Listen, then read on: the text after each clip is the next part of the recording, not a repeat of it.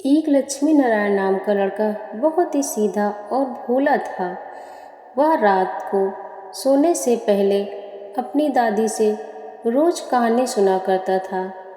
दादी उसे नागलोक, पाताललोक, स्वर्गलोक, चंद्रलोक आदि तरह की कहानी सुनाया करती थी। एक दिन दादी ने उसे स्वर्ग की कहानी सुनाई। स्वर्ग का वर्णन इतना सुंदर किया कि उसे सुनकर लक्ष्मी नारायण स्वर्ग देखने की जिद करने लगा। दादी ने उसे बहुत समझाया कि मनुष्य स्वर्ग नहीं देख सकता, किंतु लक्ष्मी नारायण रोने लगा। रोते रोते वह सो गया। सोते सोते उसे स्वप्न में एक बहुत ही चमचमाती हुई रोशनी दिखाई दी। रोशनी इतनी थी कि वह देखकर चकित रह गया और उस रोशनी से एक आवाज़ सुनाई दी। उसमें कहा, बच्चे, स्वर्ग देखने के लिए मूल्य देना पड़ता है। तुम सर्कस देखने जाते हो तो टिकट देते हो ना, स्वर्ग देखने के लिए भी तुम्हें उसी प्रकार से रुपए देने पड़ेंगे। स्वप्न में लक्ष्मी नारायण सोचने लगा कि दादी से रुपए मांगूंगा, लेकिन फिर उस रोशनी से आवाज़ आई कि बेटा, स्वर्ग में तुम्हारे रुपए नहीं चलते, यहाँ तो भलाई और पूर्ण कर्मों का रुपया चलता है। अच्छा काम करोगे तो 1 रुपया इसमें आ जाएगा, और जब कोई बुरा काम करोगे तो वह 1 रुपया इसमें से उड़ जाएगा। जब यही डिबिया भर जाएगी तब तुम स्वर्ग देख सकोगे। तब लक्ष्मी नारायण की नींद टूटी तो उसने अपने सिरहाने पर सचमुच की एक डिबिया देखी। डिबिया लेकर वह बड़ा ही प्रसन्न हुआ। उस दिन उसकी दादी ने उसे 1 पैसा दिया और वह पैसा लेकर घर से निकला। रास्ते में एक रोगी भिखारी उससे पैसे मांगने लगा। लक्ष्मी नारायण बिना पैसे ही दिए वहाँ से भाग जाना चाहता था। इतने में उसने देखा कि उसके सामने उसके अध्यापक आ रहे हैं। वह अपने उदार लड़कों की बहुत ही प्रशंसा किया करते थे। उन्हें देखकर लक्ष्मी नारायण ने भिखारी को पैसा दे दिया। अध्यापक ने उसकी पीठ पर हाथ फेरा और कहने लगे, मनुष्य जैसे काम करता है वैसा उसका स्वभाव हो जाता है। जो बुरे काम करता है उसका स्वभाव बुरा हो जाता है, उसे फिर बुरा काम करने में ही आनंद आता है। जो अच्छा काम करता है उसका स्वभाव भी अच्छा हो जाता है और उसको अच्छे काम करने में ही आनंद आता है। लक्ष्मी नारायण घर जाता है और अपनी डिबिया खोल कर देखता है तो वह डिबिया खाली होती है। वह रोने लगता है। तब उसको आवाज़ सुनाई देती है कि रोते क्यों हो?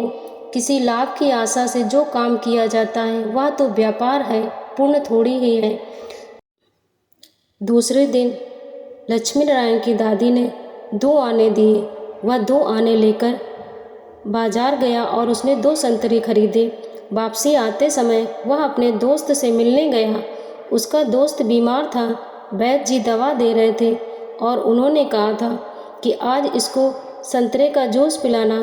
तभी उसके दोस्त की माँ बोलती है कि मेरे पास तो पैसे नहीं हैं, मैं कई दिनों से इसकी बीमारी की वजह से काम करने नहीं गई हूँ।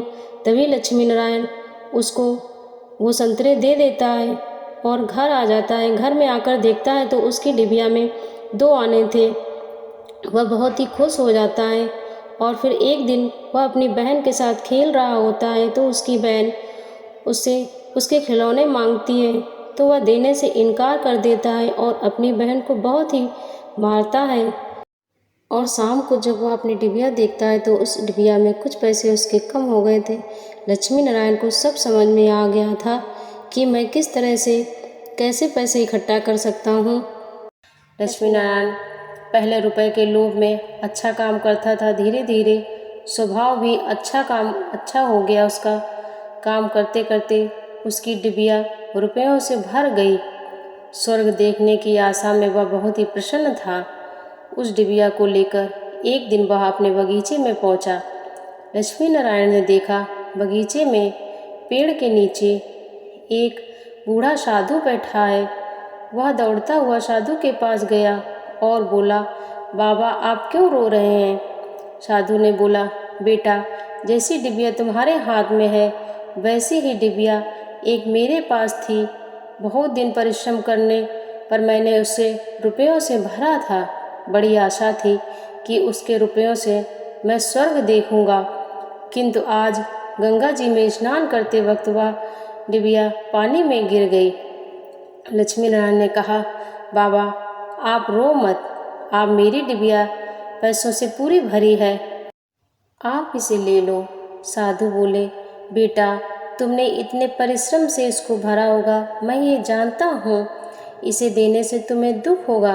लक्ष्मी नारायण ने कहा, मुझे दुख नहीं होगा बाबा, मैं तो लड़का हूँ, मुझे तो अभी बहुत दिन जीना है, मैं तो ऐसी कई डिबिया इकट्ठे कर सकता हूँ।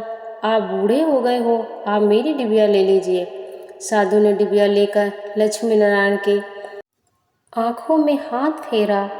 वैसे ही लक्ष्मी नारायण को स्वर्ग दिखाई देने लगा, इतना सुंदर स्वर्ग कि जैसा उसकी दादी ने भी वर्णन नहीं किया था। दादी ने जो वर्णन किया था वह तो एक कोने के भी बराबर नहीं था।